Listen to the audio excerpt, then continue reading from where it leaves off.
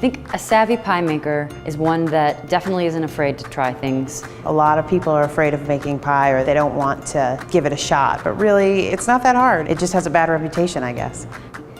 Hi, I'm Melissa. And I'm Emily from 4 and 20 Blackbirds. And this is how to make the perfect pie crust.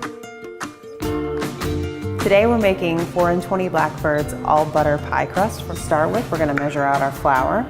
We just use regular all-purpose unbleached flour. You add some salt.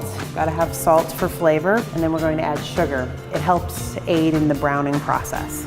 Now we're going to cube up our butter. You want to use butter with the highest fat content you can find.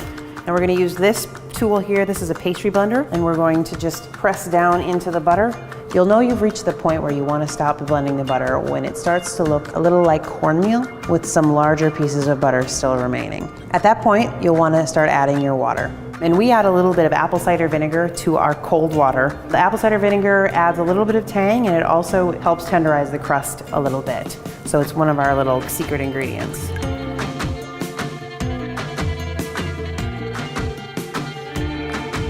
You don't want to add too much water to the crust, otherwise you won't end up with a nice flaky texture. Once a dough ball starts to form and it starts to hold together, you can turn the crust out onto the work surface and start to form it into a log.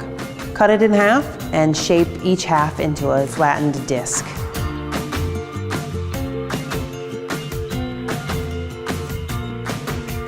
After the crust has chilled for 30 minutes to an hour, prep the surface with a light sprinkling of flour, and also rub a little flour on your rolling pin. I'm going to start right from the center and press out, and then stop a little bit before you get to the edge. Just let up the pressure, and you don't want to roll all the way off the dough because then you'll end up with a thin edge. Continue rolling the crust until it's about 12 to 13 inches in diameter.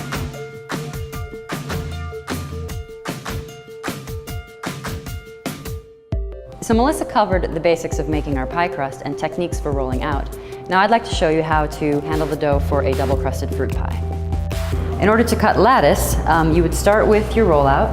You can use your rolling pin as a guide to help your line stay straight, especially if your pizza wheel is a little wobbly. So just trim off the ends and then cut however many strips you like, but aiming to keep them all about the same size. We like to use metal pie tins for fruit pie.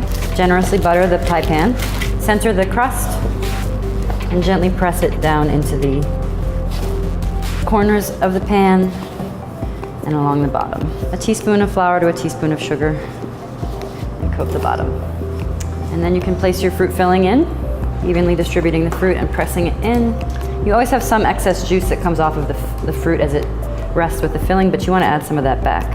Don't go overboard, but you don't want your pie to be dry. Start with the longest strip of lattice. Place it gently and take shorter strips for the edges. And then it's very simple.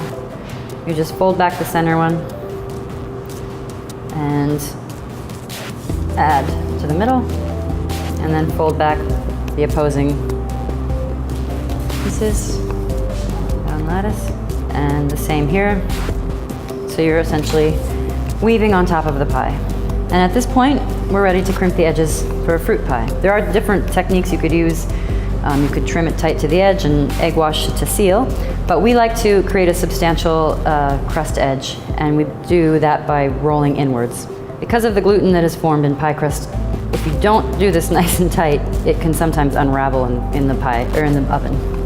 And then crimp. For this technique, you can't really get your hand in like this. It's a little trickier, so I like to use my thumb and pull in with my index and thumb. So now the pie is ready to bake. Just give it a nice egg wash for a golden color and bake it 45 minutes to an hour depending on the filling. I think both Melissa and I fell in love with the process of pie making. It's definitely challenging to create a good pie. I won't say that it's extremely easy, but it's certainly something that people shouldn't be afraid of.